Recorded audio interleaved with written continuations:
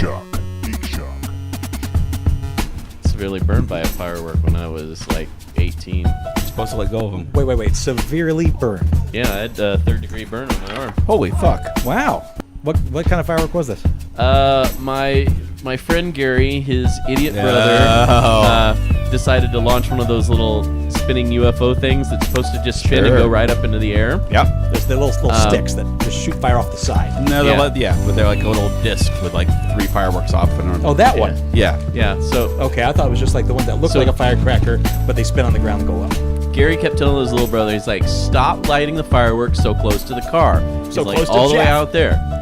So, because we're all like, out by the car. Well, this thing, he lit one, it goes up about 10 feet, and then the wind gusts, and it goes horizontal, comes right at me, and I have no time to react. It's spinning on my chest. Oh, God. Flames burning around. I'm like, I don't know what to do. I go like, I brush it off with my arm like this, not even thinking, just like, get it off me.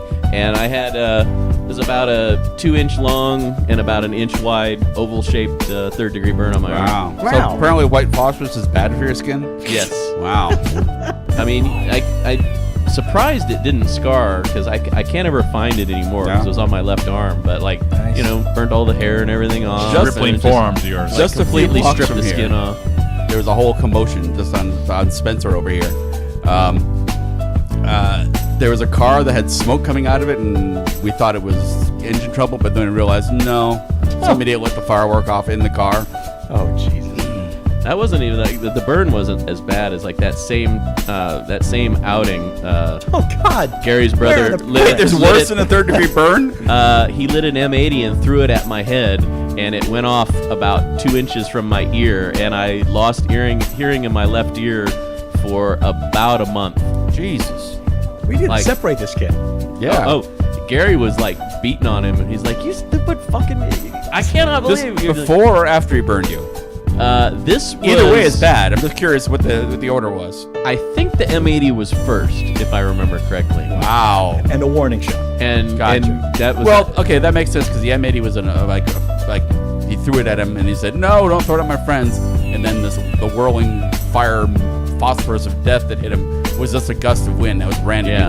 He stopped targeting people. Yeah, at except point. that he was less than 10 feet from the car when he set the stupid thing off after Gary's like, over there, not over here, way over there is where you set him off. So, but yeah, I thought I had permanent hearing loss. I mean, By the way, still have. Happy Treason Day. Right? Right. and happy Treason Day to you too. Yeah. Sorry. Yeah. Sorry. Do you guys sitting here eating my burrito? Us working class. Yeah. That's all we can afford. You guys and your lobster. For Canada Day, do they do fireworks or do they just like They do light a moose on fireworks, fire? But we broke away like gentlemen, Yes. okay, with a piece of paper Yeah. and a pen. That's why they do simple log bonfires. Right. Yeah. Only because the precedent of refusing to let somebody in North America break away was thoroughly We taught them their beaten lesson, into man. the British, years okay. before. So, Okay. We Although- we laid the groundwork for you. yeah. Although you guys were wearing the red coats in that case, by that point the British had stopped wearing the red coats. Imagine that. I know, right? It's crazy. I went on a little adventure this week. What?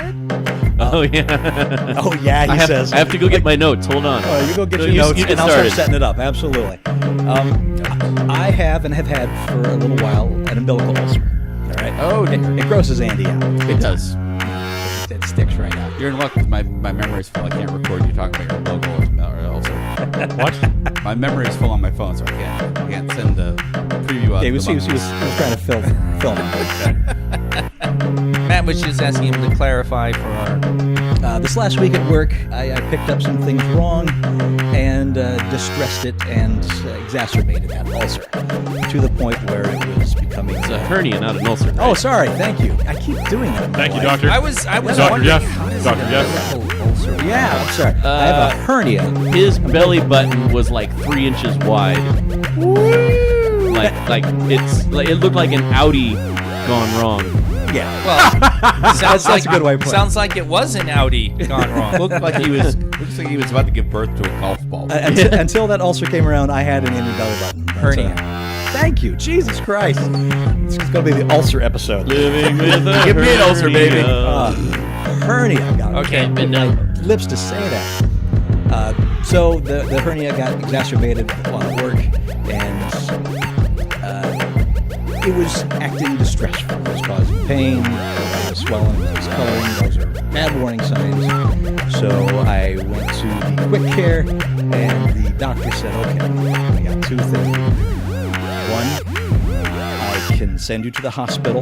They can attempt to put the hernia back in, and if they're unsuccessful, then we can do surgery. Oh, I was hoping there was going to be like you're eating dinner with all your buddies, like, and then it starts fucking. Oh God, no! Oh, trust me, the hernia is the least of this story. Damn Andy near. bursts through the window in combat gear and carries you off over his shoulder. I'll get you to the hospital. The second option is I can attempt to push it in here, but if I'm unsuccessful, then we have to send you to the hospital. That will be more expensive. And you know what? I have a Jeff. I can call a Jeff, and he can be here, and he can transport me if it's unsuccessful. And they said they'd drop the other half. It's like, okay. The reason that we'd have to send you to the hospital is because we have to put you on a specific drug in order to get it pushed in, because it's going to be a painful and very brutal procedure in getting it back in. I'm not liking any of this story. He's like putting a chainsaw down. He's got like. This is great. And the drug I'm going to have to put you under is ketamine, Hi. Yeah. known the club kids as Special Chem. Yes. All right. And so I called Jeff. I called work saying, all right, this ulcer, I'm not going to be in tomorrow because Hernia. Damn it! You know what's really bad? Your work has probably written up an ulcer, and when you bring your doctor's papers, you're gonna be like, "Dude, what? You're such a liar. You're fired." Hernia. Fake illness. And so, Jeff to the rescue. well, eventually, Well, he's. I'll chime in. yeah, but when it's time. his eventually is a bit of an exaggeration because he was on the drug. Oh, yeah, exactly. I lost it. Time was not moving for him. Now, if you're unfamiliar with ketamine is a hallucinogen. It is It's also an it's a amnesiac. it's a battlefield. What's the word? You can't feel the pain. Oh, it's Anesthetic. Battlefield anesthetic. So they put me in, and then I am under the influence.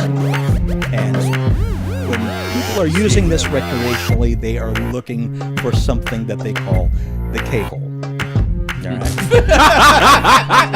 Well, there's the title of the episode. That explains a few things.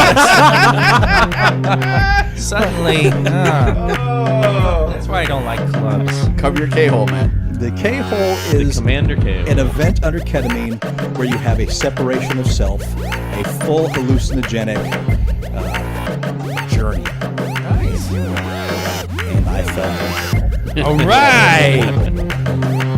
As I could explain it, I lost my sense of self. I felt like I went away from this world and out into the universe as such, and I was my atoms started to separate, and every atom that would separate was a piece. Important question. Star one or Dicto? I will answer questions in a moment. All right.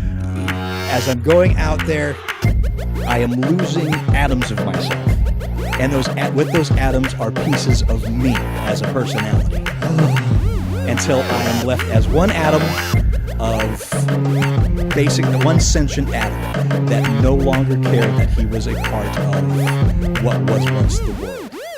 And it's all colors and the colors that was of tunnels that I was going through were all various shades like aquamarine, turquoise. That was like the prevalent, and that's mainly because during the whole time my eyes were open, and that's kind of the ceiling impression I'm getting is basically my world spinning. Because there were times when I closed my eyes and it was a whole different set of colors, reds, yellows, as you would see. This is the worst don't do drugs commercial ever. I kind of want to do ketamine now. Oh, not from the things he was telling me when I got there. Oh, here we go. So I get there, and they had already done the procedure, like in the time it took me to drive from here up there. Like Pulling into the parking lot. This guy come running out like a hospital cat, like. I wasn't running anywhere. Oh no, trust me, he was. Oh, you he don't was remember? out of it. So I mean, it's only been 20, 25 minutes tops since he called me. I got my shoes on, got out in the car, and drove there. So they've already done the procedure by the time I get there, and the doctor's patching him up and putting pressure on the hernia area as he's making like a basic, like a makeshift truss to hold everything in until it has time to settle. So I get there, and they take me back to the room, and they said, yeah, we're just finishing up, and we just need somebody to sit with him until he comes down from the medication. I'm like, oh, what'd you give him? They said, well, we put him on ketamine. So basically, the car's running, but there's nobody behind the wheel right now. And so they pull across the curtain. There's Todd laying on the bed. They've got it slightly raised up, so his head is where I can totally see. His eyes are like half closed, and he's staring at the ceiling, mouth agape. He looks like somebody that is stoned. Like, I mean, he's just sitting there going, And they kept asking him how you're doing, and like every now and then he would respond, and go, this is so bizarre. And he would always hold the R on the end of bizarre. So I'm sitting there. I'm still a little worried because I don't know what has gone on up to this point. And then one of the orderlies brings me up to speed and tells me, what they've done. And so they pull up a chair, and I'm sitting there, and he's still staring at the ceiling. And they say it's going to take him a little while to come out of it, probably about half an hour. So just call us if you need anything or if something seems odd. And so he's sitting there staring at the ceiling, and then just like completely motionless. Like his eyes are rapidly moving back and forth, but other than that, there's like no motion here at all. Like he's just physically like frozen. And then at some point, all of a sudden, he turns his head slowly to the right where I'm sitting and goes, "Hi, Jeff." This is so bizarre.